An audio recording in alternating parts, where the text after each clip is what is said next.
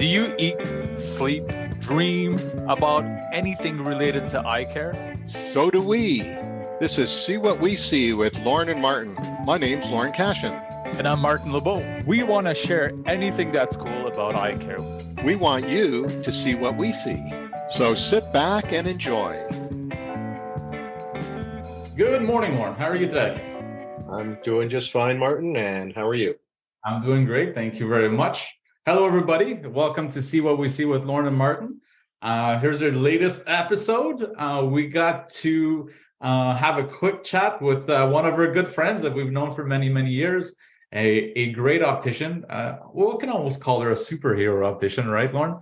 And I just want to say at the same time, today the podcast is sponsored by EssilorLuxottica Canada. And thank you to EssilorLuxottica. They're great sponsors of ours. So, Lauren, what does our guest for today do?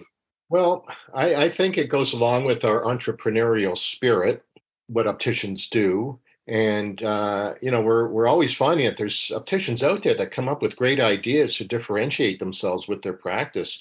And with Sara, she was very fortunate, as you're going to learn, that she had a mentor that was really into designing and making frames for himself. In fact, I met this gentleman at one of the shows out in Vancouver, and he was demonstrating carving frames out of horn and that. So I thought it was really cool. So anyway, Sara was very fortunate, without giving away her story now, but to get involved. So I think this is going to be, I think everyone's going to really enjoy this interview because they're going to hear something really different that one of our peers did. Absolutely. And Sara's such a kind person. She always wanted to share her knowledge herself. We've known her for quite a few years and always the big smile on and everything. So it's a great opportunity for us to sit down with her and chat a little bit of optics. So Lauren, why don't you introduce our special guest for today? Well, thanks, Martin. Well, today I'm thrilled to have a friend of ours as a guest. She bills herself as an optical wizard, I think I saw. Frame designer, optical wizard. Really cool. So our guest today is Sara Moshurchak. I hope I got that right. Yeah. Okay, thank you. So, Sara, before we dive into exactly what you do, maybe you can start off by, give us a bit of a background of who you are. Yeah. Well, I'm from Regina, Saskatchewan. And when I was in high school, I thought I wanted to be an optometrist. And then one of my mom's friends was an optician. And I grew up in a family, we always made our own clothes and toys. We were always kind of crafting things. And so I really liked the idea of being able to work with my hands. And the optician track just seemed to kind of flow better for me. And so I looked up where I could study that and saw that there was Douglas College in Coquitlam in BC. So I sort of packed my bags and got in my parents' van and drove out west and then went to school there. That was sort of in the early 2000s. And then while I was in school, Klaus, who was the gentleman who owned my store previously, he had come to do a seminar on frame making and lens designing, custom rimless shapes and things like that. And I remember I turned to my friend that day and I was like, oh my gosh, I want to own that guy's business one day. And then, pipe dream, throw it out there. And then I sort of nervously went and applied there, got hired. And that was sort of it. Yeah, it's so funny. I think back on my career, and I've worn glasses since I was really little, and like everyone in my family wears glasses, and so it was always something that felt like a natural fit. But I think you just got to wait for that person to come along that kind of inspires you, mentors you, and so I feel really fortunate that I was kind of shown a path that way with the frame making because I was able, my mom's very creative and artistic. And so I feel like I get to kind of tie some of that I inherited from her into the sciencey part, which is sort of my natural inclinations as well. So I kind of like this career that I got to marry both sides of my brain together. It feels sort of balanced for me. I could see getting really interested because I think I've met Klaus before out in BC, and he was carving frames out of horn and different types of bone and things. That's the fella, right? Yeah, exactly. Yeah, that would be really inspirational if you're It creative. was. I had never even thought that that was like a thing that you could do or make. So it was me. I was really appreciative of our teachers at Douglas because they sort of brought a bunch of people in over a few weeks that were kind of just in different facets of the optical field. As you guys know, there's all kinds of things you can do in this industry. So it just totally like kind of like just peaked a little bell in my head, and I couldn't not do it. Interesting. You know what? I just learned something from you.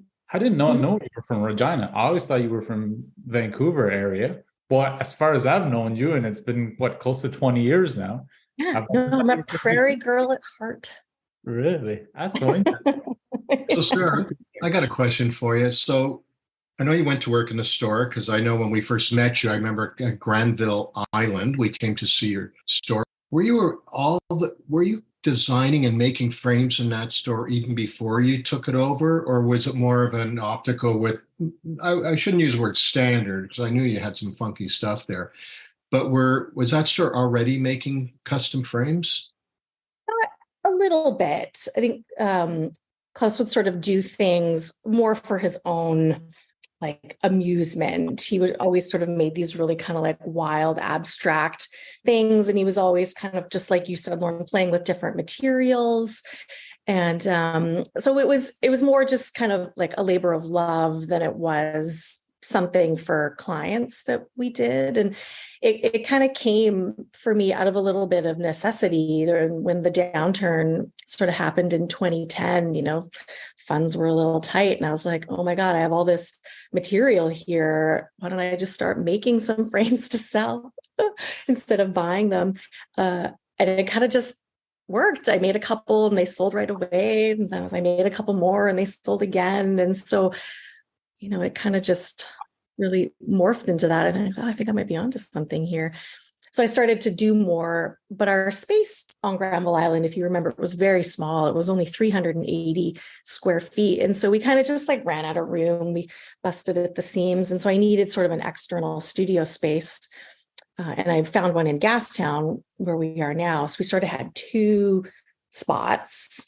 And then eventually I just moved everything into Gastown. And that's where we are still today. How do you get your inspiration to create these frames? I mean, we see, the regular normal frame every day from some of the designers. And, at some point you see the same shapes over and over again.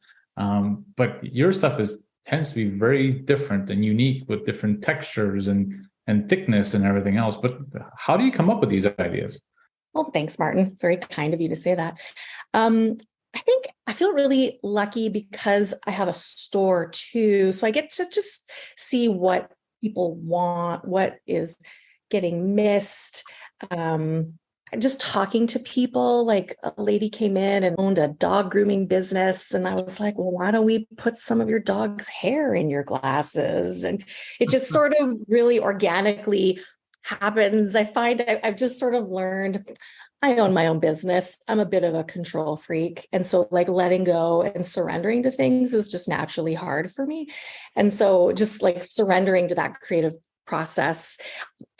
And oftentimes I have to make a bunch of duds before I get to the one that I like. And often things happen out of a mistake that I made that I have to fix. And I was like, oh, that kind of looks cool. And like, it's very not linear at all. I've always wanted to ask you that question. Is it like the same, like the person that, walks in a tattoo shop and have this drawing on a napkin or like, yeah, I'd like to have this. And you're like, oh my gosh, how am I going to do this from a napkin, right? Type of thing. Does that happen at your store? Yeah. Some people, like I just had a guy up from Washington. He knows exactly what he wants and he just can't find it anywhere. The film industry too, like they know exactly what they want. They just can't find it. But a lot of times people are just sort of happy. We call it the maker's choice, like we'll just sort of like make something for them, give them a few options. And I think it's hard when you tell someone that they can have whatever they want. It's like, where do you start with that? Like their brain kind of explodes at first. So we've learned to kind of like separate it into sort of like a mental checklist for us of steps that we kind of work them through to not make the process seem so intimidating. And then we have all of our regular frames they can try on just for some inspiration. And we have all of our patterns here and our colors, they can see it. And it kind of just starts to come together. I've seen people attempt to make frames. And I think even with our patients, a lot of them don't realize it's just not about finding colors and textures and techniques and shapes. They have to fit and actually feel comfortable. And, with every, we know in our day-to-day dispensing, all the different bridge shapes and sizes. And so obviously, well, you're an experienced optician, so you're able to figure out how it's going to sit. Do you want it flat? Do you want it wrap around? Is it, how do you get that bridge to be comfortable? And then my second part of the question would be, do you make it and then they put it on and go, oh, wait a minute, they don't feel right. It doesn't look quite right. It's too pointy. I'm going down another road here, but is there like a remake thing? Like, do you might have to do a second type, or do you have things to try on to get them a little more focused as to what you're going to do, keeping in mind it's got to fit? Yeah, I always tell people, like, you could have the nicest, most expensive designer suit, but if it's not tailored to fit you well, it's just not going to look good, regardless of what you paid for it. And I feel like glasses are the same. It's because they're so small, like millimeters matter, and the fit really has to matter. And that's definitely something that I've just sort of learned over time. Just experience doing it, trying to fix things for people. Like, I've just sort of garnered whatever sort of 12, 15 years of experience in that. And I think that's just sort of the key with learning there, is to just start doing it. You got to start somewhere. Yeah, we sort of have a few versions of frames that we make. We sort of make our MOSH Designs collection, which are frames that we've designed. The patterns are set. You can just sort of come in, you pick your shape, pick your color, pick your finish. So those we have sort of samples for people to try on.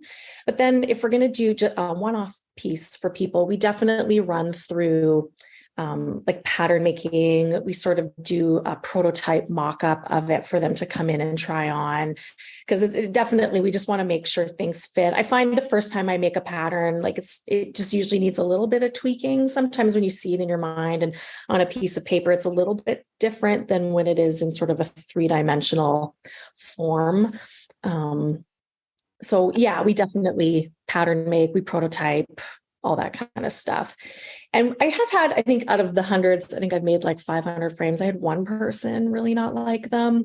And I'm happy, we just sold that frame on our frame board and we just made her something else. Like, I'm confident that what we make is cool enough that, if she didn't like it, someone else would. Now, I mean, when you started 10, 15 years ago, obviously I'm presuming everything was done by hand, and you continue to do so. But with the technology now that's evolving all the time, and we're talking about 3D printers and all these things, do you utilize this type of technology, like AutoCAD, to create some of the design, or you still just go, back to the roots and just start from scratch? When we use a variation of things, like to sort of just come up with a frame shape first. I do like to just sketch it out, then I cut it out on some thick paper, just to sort of visualize it on a face a little bit. So I still like to start that way. But definitely one of the most time-consuming kind of bottleneck parts of the process was the pattern making. And so one of our staff here, she's an industrial designer. And so she got me into not quite AutoCAD, that's a little bit sophisticated for the kind of cuts that we're making, but we use Illustrator, and we do our designing on that. And then she'll go and she'll do kind of all the calibration and the setting, turn it into the G code needed to run the CNC machine kind of stuff. So she'll do that part, but that's still just like one step out of the 29 that we still need to do as well. But it is nice to kind of see it more pristine and precise in a digital drawing. And then for replication purposes, I just don't have to store a bunch of physical patterns anymore. Like, I have it all just on the cloud, on my iPad, and it's and it looks like more impressive, I think, too. But I always like marrying the two together, sort of the pencil, the paper, the scissors, cutting it out. Phase one, then we'll make some patterns. We'll sort of digitize it for phase two. So, and I like to involve the clients in each of those processes so they get to kind of see the full gamut of equipment that we use. So with all your hundreds and hundreds that you've made, do you have one that sticks out in your mind, which was the craziest request you ever had? And did you go through and make it, or did you have to bring them back down to earth?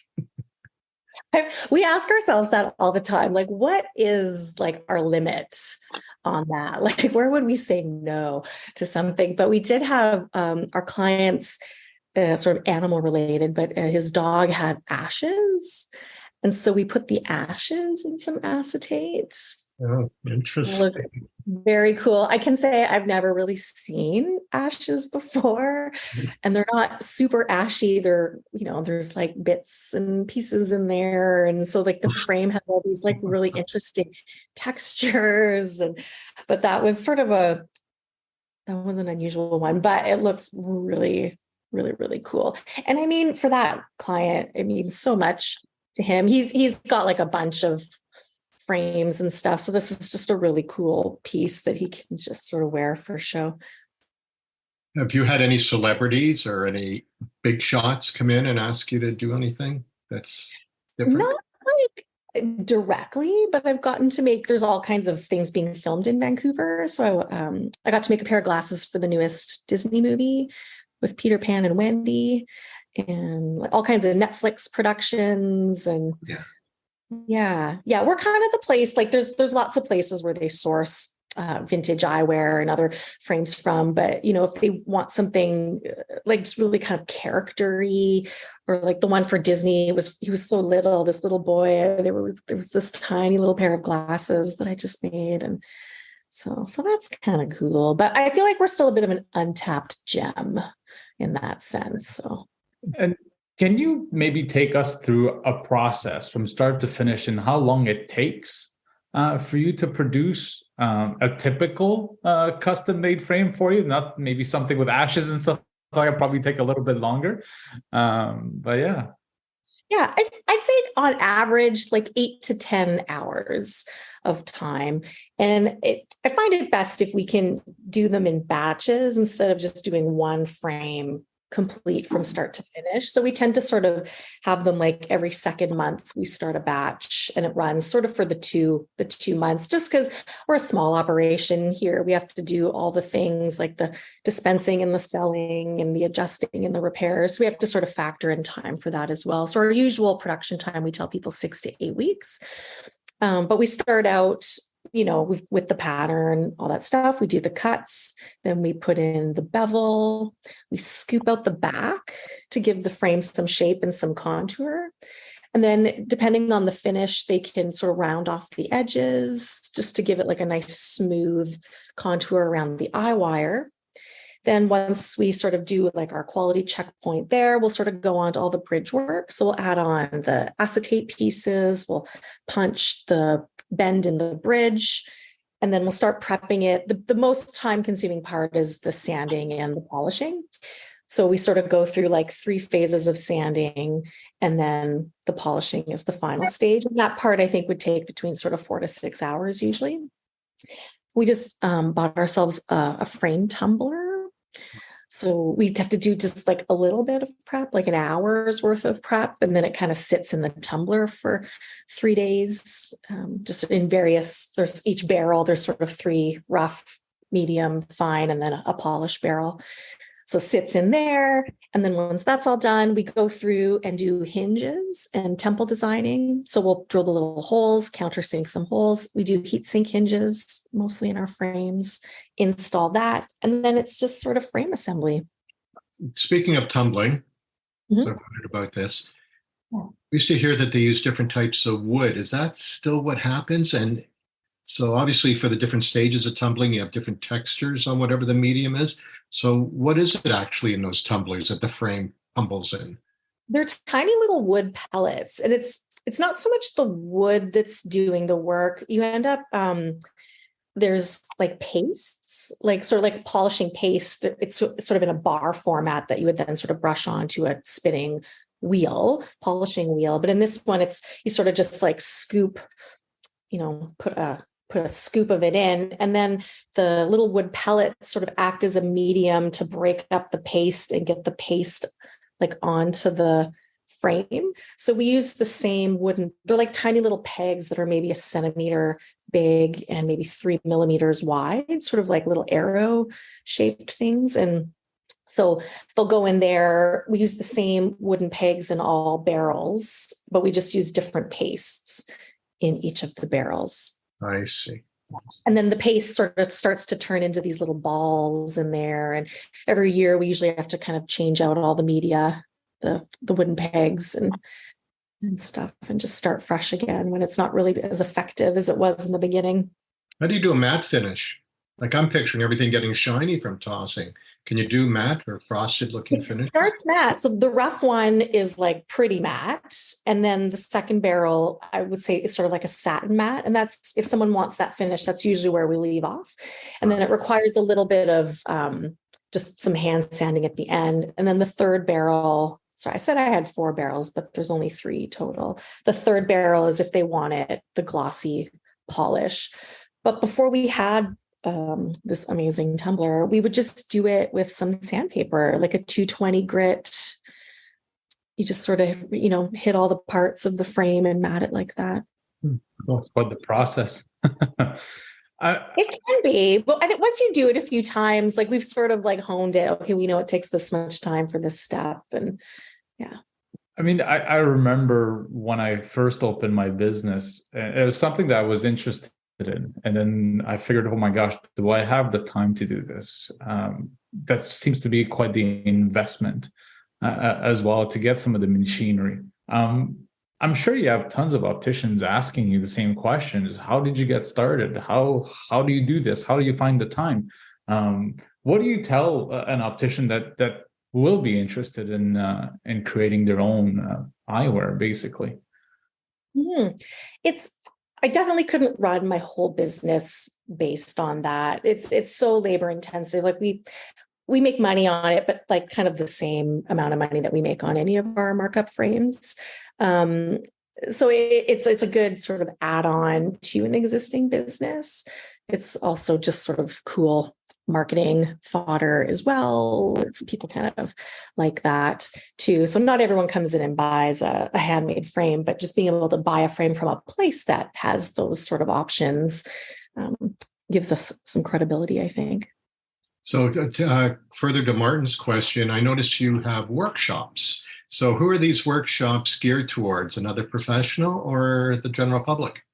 Yeah, everybody. So I think like it's really not hard to make frames. Like if you think about it, like we mostly use woodworking tools, jewelry making tools. Like it's not hard to find machines that can do cuts and bevels and polishing and things like that. So that's sort of how, like, Klaus taught me a little bit, but I sort of had to figure out a lot of the other 60%, I sort of figured out by looking at other people's workshops, just talking, YouTube, just going down the rabbit hole. I'm always finding new things. I just found this cool new ceramic scraper that a guy was using to make prosthetic legs, to do finishing work on that. So that picked up that. And but I know it's nice to just have a little bit of an inside start. And so our workshops, we started them just before COVID, like in February of 2020, and then obviously had to put those on hold.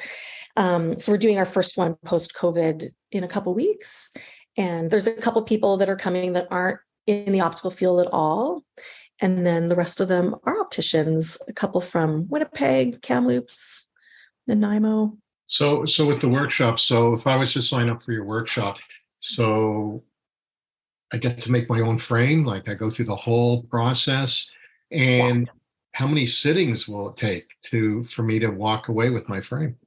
Yeah, so it's a 3-day course, because we talk a little bit about acetate, how it's made, the processes. It just is going to take longer the first time you do something because you're just sort of figuring it out.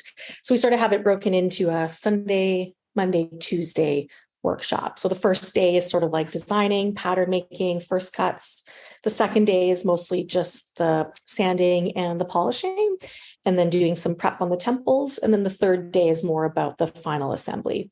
And then you get to leave with your own creation that you designed and made. And a little bit of extra knowledge, like for people that are in the optical field, it's great, even though you might not want to go home and start making frames in your shop, but each of those steps could be useful to you in other ways for repair work, modifications, just fitting people. I think just knowing how things are made just helps you sell better, helps create a story. That's pretty cool. It's like really, it sounds really intense, but it's just like the days just fly by. Well, again, we're lucky because we've known you for a long time. We know your personality, so we know it would be lots of fun to do something like that, especially with the energy that you have. So how do people find out about your workshop? Do you have a website, or is it a social media feed that people can visit to see when you're putting on these workshops? Yeah, there's a workshop page on our website, moshframemakers.com. And then we are going to be doing some stuff, with some of the optical magazines, some of the schools, social media push, but then also just like design adjacent people, anyone who's like an aficionado, like that one of the ladies who's coming, she's a client of ours and she's got lots of pairs of glasses, and it's just sort of, how cool is it to have one in your own collection that you made yourself? And so I'm hoping word of mouth will sort of spread a little bit too, but I definitely don't ever underestimate the importance of some marketing and advertising. Well, we'll add your link to this podcast for sure. I'm sure a lot of people will be interested in knowing and how and where they can get that done. Yeah. Do you plan on expanding on this workshop thing, or is it just like a little extra thing you want to do? Well, I guess you'll have to see how the first one goes and see because I could see if you put it out there, that what a cool thing, especially for any of those clients out there that are into eyewear. What's better than designing your own and making it and wearing it? Like, it's cool. Whether you have your dog's ashes in it or your cat's hair or the feather from your budgie, I don't know. Kind of weird. I'm sure if you expand it, can you imagine some of the weird stuff people might want to stick in there? Remember with it, Andrea Jolie and what's that guy's name? Billy Bob Thornton. And they walked around with a little tube of blood of each other's blood on a necklace. I thought that was the weirdest thing. But I think with frames, you have a little more flexibility. You could probably put anything in them and really freak people out, right? Yeah. It's always we'll almost try anything. But I think it's like, I have lots of ideas. My brain is always just like filled with all kinds of things. So I have this giant document. So yes, I plan on doing more courses. I'd love to do like an online version, just sort of a quicker, it's so much better if you can be here and like touch the machines and like do it so you can get a really good feel for it. But I know that's just not feasible for everybody. So I want to do an online version, and then I want to do kind of smaller, like 30-minute courses of each of those steps as well. And I'd love to do one we could take it on the road, have like a portable version. So, who knows where that'll go, but I like teaching. I like sharing my knowledge with people, especially I'm 45 now. So I'm kind of like looking in more to the back half of my career. And so I like the idea of leaving a bit of a legacy behind and inspiring the next generation to step into that place. Well, I have no doubt you're going to do great with this. People, I shouldn't say people, I should say opticians that are really passionate about their job, they eat that stuff up, right? You just kind of live, breathe, and smoke, if you want, eyewear and optical knowledge. Well, you go to Vancouver, it could be fun. Yeah. No judgment here. Yeah. Exactly, right? But no, I can definitely see there's something happen. I would love to go down for, you go down for a week, you spend 3 days doing this. I want to come hang out in Vancouver. Yeah, absolutely. We might have to have a look at some of those dates that you got going on. Yeah. I'm hoping to I think we've got 3 more scheduled for this year. And then next year, I'm hoping to do like 5 or 6. So we'll see. Martin, I got a great idea for our trade show education days. Why don't we, for next year, have a big draw and we send somebody, a lucky winner, to Vancouver to a workshop with Sara. I got goosebumps. I think that's a unique prize. Absolutely. I think we can make that happen. I'm pretty sure. Yeah, I would be in for that for sure. Yeah. Love it. We'll have to talk some more about this, Sara. Yeah. Oh, absolutely. You know where to find me. That's right. So do you see anything else in the future for Sara and MOSH Framemakers? Do you have big plans aside from I know you got your workshops and everything you've told me. It sounds like it's just still blossoming, but do you have any other big plans for the future? Where you're going to go with your store? My big plans is to have less plans. I think, COVID just kind of like shook me pretty hard and made me reflect a little bit on how I was working and how much I was working and like, do I really like this and all that kind of stuff? And yes, I like it, but I wasn't really loving how I was working. And so I've sort of purposely structured our business now. So we moved since COVID happened into a little bit more off the beaten path place. We're kind of hidden in a building. We don't have a street front location. We mostly do by appointment only. We do take walk-ins as well, like if there's time, or like there's no one in between there. And so I like sort of a slower pace, I think, for myself, and not such pressure. Like I don't need to chase this constant growth all the time. I'm happy with just enough.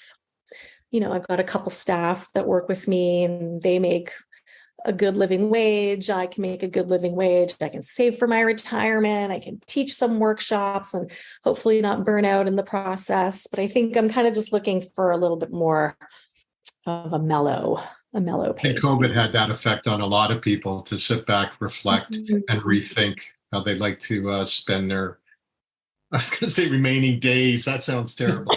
But their life, okay? I get it. I get where you're going. Work-life balance, right? We're hearing that a lot more now. Right? Yeah, and it's hard. Like, I don't know if work-life balance exists, going off on a bit of a tangent here. And I think I've tried to stop sort of chasing that because it just made me feel bad about myself. And, it's okay to like work a little bit more, but I don't know, the idea of a 4-day work week, that sounds pretty good. Yeah. Well, is it work really when you enjoy what you're doing? It doesn't feel like work, right? Sometimes. There's all the behind the scenes stuff. Like I really I don't love bookkeeping. If I have to stare at a computer for like more than 30 minutes, I'm kind of like, oh my gosh. But talking to people, selling, yes, like that kind of part that I really, really love. And you're right, Martin. It isn't. And I'm fortunate, like it sort of dawned on me. I was like, I own my own business. I can change it however I want. Like, why am I just like suffering in this sort of mode? And that had just never occurred to me before. And I would have been way too scared to do anything like this before COVID, but people shop so differently now. And all stores I'm noticing are closing an extra day. And I'm like, I think that's really cool. So yeah. Well, and, oh my God, you guys, get this. So we're only open 60% of our original hours, and we're making more money now than we did before. Wow. Yep. We had our best March like ever. Oh, congratulations. Yeah. Excellent. Yeah.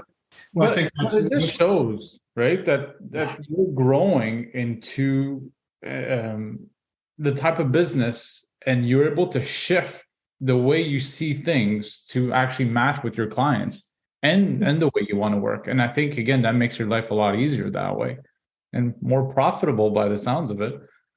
Yeah, we can only compete on our service as a sort of an independent business. And I think just having so we book our consultations, like if someone wants to come in and look, we give it 1 hour, and it just gives us the freedom to just chat, and they can sit down and I don't know, we can just catch up. Like it doesn't all have to be kind of optical stuff. Like some of our clients have been with us since I was like 20 years old. So, you just become so friendly with them all. Like it's nice to catch up and hear how they're doing. And I think people just really appreciate like caring, and they care about us, we care about them.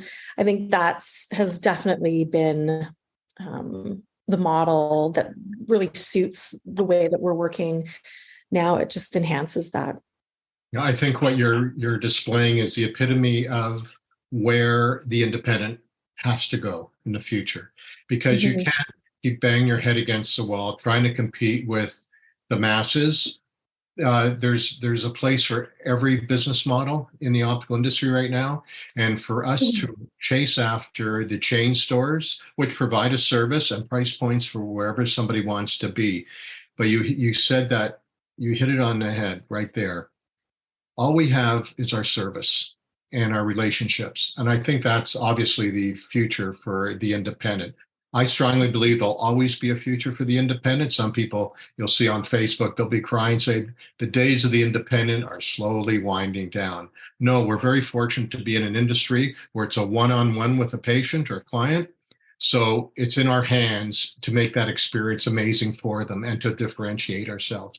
So I think the independent will survive as long as you don't jump into a market like $59.95 and try to compete with somebody who's just going to sell a pair of glasses for $49 down the street from you next year. So I think what you're doing, you took an extra step further, which having this really unique custom frame business. So you're the epitome of the opportunities for an independent optician, for sure. Thanks. Yeah, like a lot of those were really scary decisions to make, with just changing the way that we operate and things like that. But I think, we've been here for 2 years now, this new location, and just not having to worry so much about finances has, wow. It's a tough one. That is, man, it's stressful. Yeah. That's probably one of the highest stress for any independent, right? Is the financial parts. And most of us, we hate doing the bookkeeping. And like you said earlier, do QuickBooks or Simply account, whatever it is. The last thing we want to do is actually sit in front of the computer every night and do this. We want to look after patients. We want to chat with our clients and have that amazing relationship, because that's why they come and see, because they want to sit down. They want to know about your family. They want to know about what you did last weekend. They just don't want to have that, oh, give me that pair of glasses quickly and I'm out of here, right? Yeah, where it's just a transaction. Because I think like glasses, like people keep them like 2-3 years. They need all kinds of maintenance. Like when you end your sale with them, that's not the last time that we hope to see our clients. Like we have a pretty awesome follow-up process, I think, too, where we're always just keeping in touch with people, and like our email lists, we have like a really high open rate on it, because we don't tend to just try to send an email when there's something to say. It's not like every second day we're sending out something. And so our clients, I find, they're really loyal, and they helped us get through COVID too. Like one lady just called me and said, how can I help you? Can I just come and buy some glasses? I was like, yes. and she did. It was so nice. Yeah. Yeah. And that brings us back. It's important that, opticians and independents are part of their community, and that's how the community pays back as well, right? It's huge. I mean, you're engaged now, like Gastown, like you mentioned, and I know this is a close-knit community down there, and I'm sure through tough times, they're there to help you out, and when they're going through tough times, you're there to help them out as well.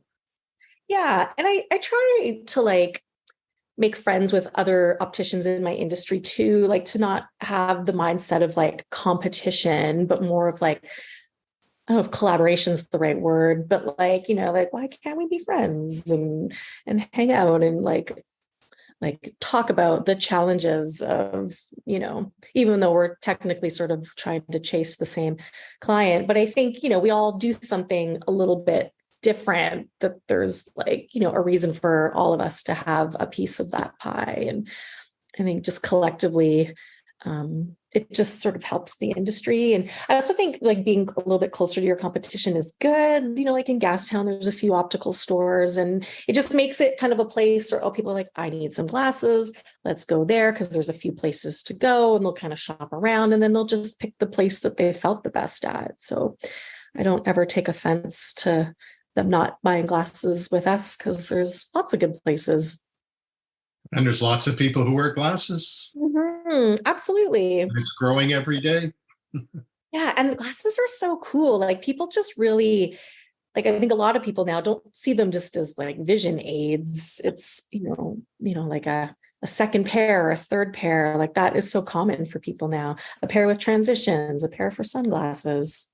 Well, Martin and I have been friends with you for a lot of years, and we're thrilled to see what you've done to really take and be so unique and to take that risk and everything else and to go down that road. And we're so happy that you're successful with it.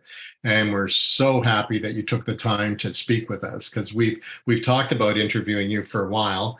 And, because you've graced us with presenting at one of our COVID webinars, actually.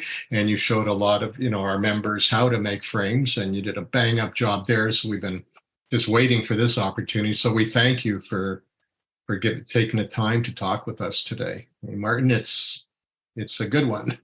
I mean, yeah, I love Sara. Sara's awesome. She was one of the first opticians that I got to meet at some of those association meeting. We're both like the young kids on the block when we started. I know. Right? It seems like it was yesterday, even though it was probably a few years ago. But yeah, I couldn't be more thrilled for you. You're an inspiration, honestly, for a lot of people, for a lot of opticians. Keep up the great work. And I can't actually wait to see you. Hopefully it'll be real soon. Thanks, you guys. And like right back at you. Like being part of the association and being able to participate with all of you guys was definitely some of my most fondest memories. And I miss it a lot. And it was so nice to see you guys in March when I came out. That was like really great. So thank you. And thank you for just spreading the word. I appreciate you thinking of me too. All the best. Yeah. Thank you, Sara. Thanks, you guys. Well, what a great podcast, right, Lauren? I enjoyed this interview. Mind you, I shouldn't say that. I enjoy all our interviews. But whenever we get to interview a friend, right, Martin, it's a successful friend. She's doing something really cool. I learned a little about frames, how to make them. And she's really piqued my interest. I'd love to have a trip and go out to Vancouver and take one of her little workshops. Well, I'm definitely going to start looking at my schedule and see if I can fit that in somewhere, because I think it'll be very, very interesting. And again, Sara, it's just, she gets it. She knows how to work. She knows how to differentiate herself. She's got that joie de vivre and, that energy that's always great to be around. Yeah, well, I figure as I'm in the twilight of my career, I think a good topper for me would be to have a frame designed and manufactured by Sara, or even manufactured, handmade by me. Wouldn't that be a good topper to the end of a career? It all culminates to where you're in a little workshop and you make your own frame. I think I agree. Actually, that would be pretty cool. We've seen a lot of frames over our career. Maybe you a little bit more than I have. But we have our favorites that we've seen. We're like, oh my gosh, this was the best frame I've ever had. And now maybe you get to design that best frame you've ever had, but with a slight twist to it and put your own rubber stamp on it. Well, here's the twist you're talking about, Martin. So if I'm going to do a frame, Sara mentioned a couple of really interesting things that people wanted in their frame, whether it was ashes from a deceased animal or friend or some hair from your cat.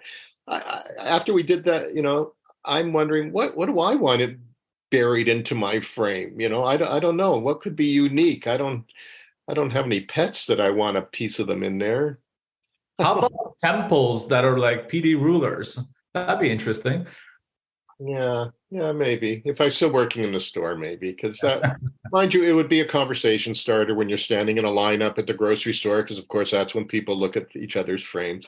But anyways, the bottom line is, good on you, Sara. As they say, you're doing something unique and you're sharing your skills.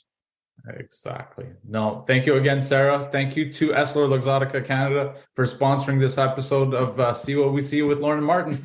Till next time, Lauren. All the best. Thank you for listening to See What We See. This podcast is brought to you by the Ontario Opticians Association. For more information or to become a member, go to our website at www.ontario-opticians.com. For all the latest updates, follow us on Instagram and Facebook at Ontario Opticians Association, on Twitter, OOA_frontline, and on LinkedIn, Ontario-Opticians-Association. Don't miss an episode of See What We See, and subscribe to this podcast on your favorite streaming service. Thank you from the Ontario Opticians Association, the voice of opticians for 75 years.